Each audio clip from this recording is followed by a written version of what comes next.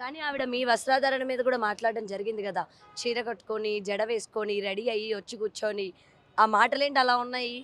ఆ మనిషేంటి అలా ఉంది అని జెప్పి ఆమె ఒక లైవ్‌లో గూడా మాట్లాడడం జరిగింది. అంటే గౌతమి నా చీర చక్కగా ఉందని ఒప్పుకుంది. హ్మ్. అవునా?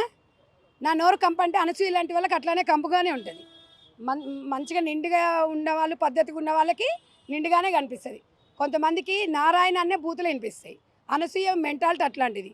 కాబట్టి అనసూయ మెంటాలిటీ దానికి నేనేం చేయలేను కదా!